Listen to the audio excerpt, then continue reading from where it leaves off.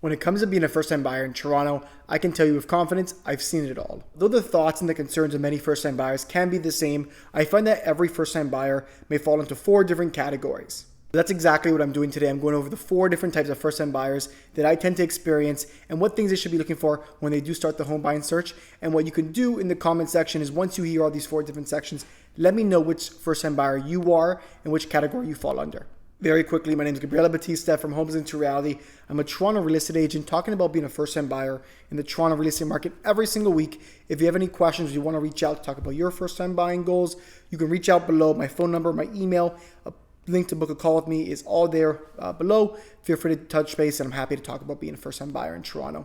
Okay, moving on, we'll get into the types of first-time buyers there are. And the first type of first-time buyer that I tend to experience a lot is your city living condo buyers. And for this type of buyer, the most important thing really tends to be location. And most of the time it's a downtown core, maybe the midtown, maybe some North York properties, but they want to ideally focus on the location, a good transit area where they can get around really easily, walk, and not have to drive a ton.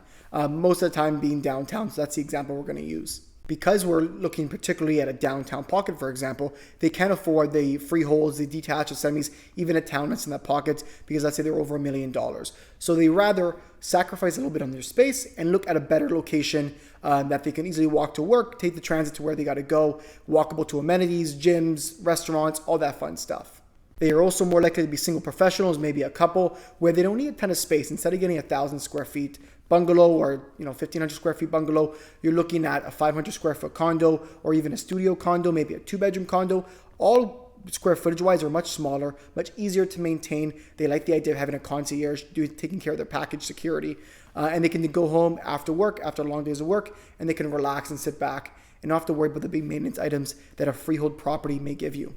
The first step that I would talk to for city living condo buyers is look at neighborhoods more particularly. Don't just think downtown or midtown. I would dig a little bit deeper on what that neighborhood is that you want to move into.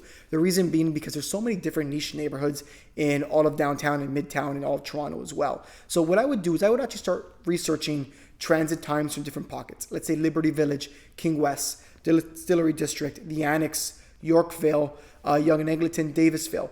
I would look more particular with these locations and see what you like about the areas, what you don't like about the areas. The reason why I say that is because there's so many condos out there for first-time buyers, you're going to do a better job at picking down more niche on what you can, number one, afford, and number one, two, that you're going to enjoy that living life. If you're going to sacrifice in space, you really want to love where you live. So that's something that I would tell first-time buyers who are looking for city living condos is really dig deep on that location.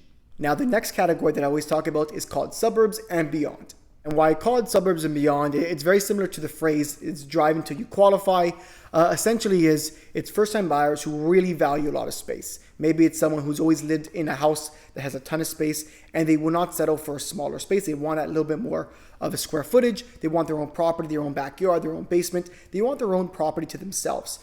So why I call it suburbs and beyond is a lot of people, what they'll end up doing is they will look for a particular product. They don't care where the location is. So maybe they drive up the 400, maybe they drive east or west on the 401. Either way, they're going to drive until they find a property that they like and the location is secondary. What I would typically say with a first-time buyer like this, drive till you qualify, suburbs and beyond, whatever it is, I would look more particular in different cities and townships outside of Toronto. So if you think location is secondary, I would take some time and look into what those locations can be. Can it be Kitchener and Waterloo? How does that relate to your job? I would do some logistical searches and seeing what that commute time is. Do you still need to get back to Toronto? Do you have family in Toronto? So instead of kind of getting a sense, I'll move 2 hours outside of Toronto, maybe look in neighborhoods and how they fit your overall lifestyle, their goals, see what their values in the neighborhood are. Are you okay with driving in the 400 or would you rather drive in the 401? Actually, no one wants to drive in the 401. Do the 400 instead. Also, because one of the biggest constraints with this type of first-time buyer tends to be budget, we're always stretching our budget a little bit more. We tend to look at first-time buyer or entry-level properties. So properties that are not turnkey just yet. They need a little bit more renovations, more cosmetic work. I look into doing what type of renovations you guys are comfortable with. Getting ideas, maybe how much it costs to do a new kitchen, how much it costs to do flooring. Okay, is that something you can do yourself? Look into those things ahead of time. So when you see a property that's in your area of driving distance and you're okay doing that amount of work, you know what it's going to take already. And the third category is somewhere in between, I call it. And I actually call it in between. Essentially, if we take the city living condo buyers and the drive to qualify or their suburbs and beyond, and combine that together where they care a little bit about location and a little bit about space. So they want to be within, I would say, the GTA parameters. They want to be close to Toronto, maybe a 30-minute commute, but they also value that extra little bit of space. So what I find with this demographic is you're typically looking at townhouses, maybe entry-level freeholds. You're looking maybe at condo townhouses, something in between that isn't a condo, but isn't outside of Toronto that drastically. And my biggest piece of advice on where you should start as a first-time buyer in this section is look at what, for example, a condo townhouse. They're going to vary a ton, where the idea is you might get some higher end condo townhouses with larger maintenance fees and a little bit older versus new condo townhouses a little bit smaller with lower maintenance fees. I would compare the two options. Because we're in between, we're always going to balance a little bit location and overall price and overall square footage. Find what that perfect balance is. Just because you're in between, there's a lot of variables to consider. See what that perfect in between is. Look at past solds in different neighborhoods and see what's realistic with your budget. And the last different category that I work with first-time buyers is called buying with your friends, or the missing middle. And a little bit of background on what missing middle is. Essentially what missing middle is, it's not a single bungalow, it's not a multi-unit apartment building. It's something in the middle where you're buying multiple units in a house. Let's say that you're getting a fourplex, for example.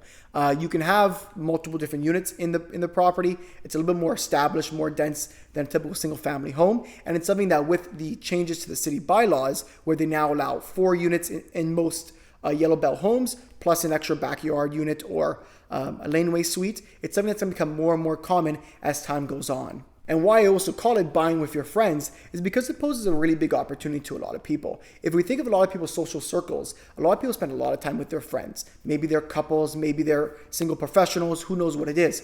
But a lot of people I have conversations with is, you know what, under even a 2-family person income, they're not going to be able to afford the house they want to get.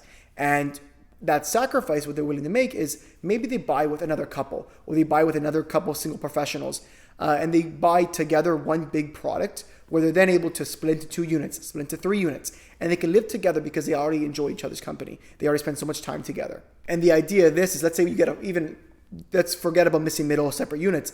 Even if let's say you get a 3-bedroom bungalow or 2-story home, you have 3 bedrooms. Let's say all 3 of you guys buy together. Each person takes a bedroom. You guys are jointly responsible for the whole property. And when the time comes, when you guys are ready to move on your own, you guys are able to sell the property together. Whatever profit that you do, if you make a profit, you can use that profit to get ahead and buy something on your own yourself while your career is more established, while let's say your relationships and your family are more established, you're at a different point in your life. So a lot of this I would call buying with your friends is a great lift-off point, and it's something I'm seeing more and more common.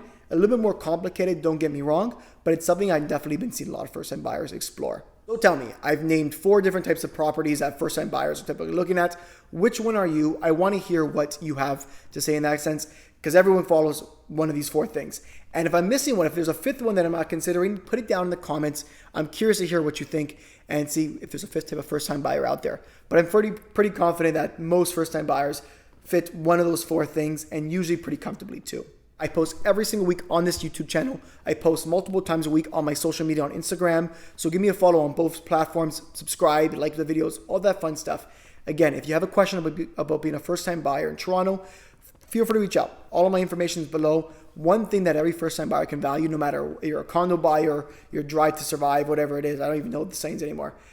No matter what, you can all benefit from my first-time buyer webinar. I do every last Thursday of the month. I'll link in the description where I'll be doing those.